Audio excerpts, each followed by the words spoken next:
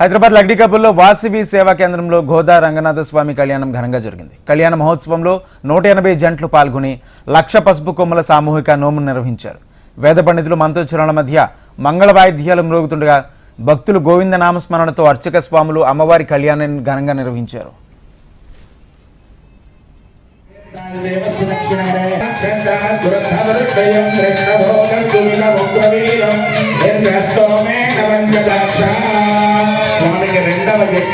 చేతికి రక్షాబంధనం చేయండి వారి ధర్మపత్ని చేత.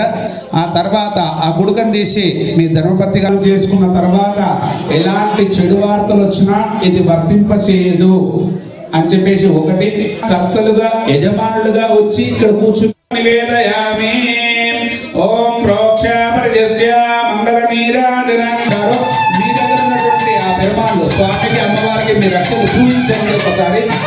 ఆ తర్వాత మేము ఏం చేయాలి?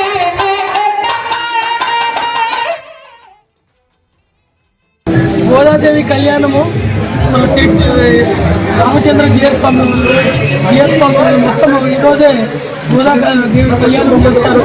ఈరోజు మనం వాసవి సేవా కేంద్రం మరియు కైతవాద ఆర్యవైశ్య సంఘం ఆధ్వర్యంలో ఇంతటి చక్కటి కార్యక్రమాన్ని 180 జంటలతో ఈ కార్యక్రమం నిర్వహించాము.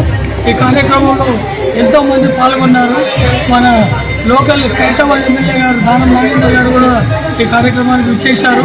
అలాగే ఎమ్మెల్సీ బొగ్గర దయానంద్ గారు కూడా వచ్చారు. మరి ఈ కార్యక్రమాన్ని చూసిన భక్తులందరూ కూడా చాలా సంతోషంగా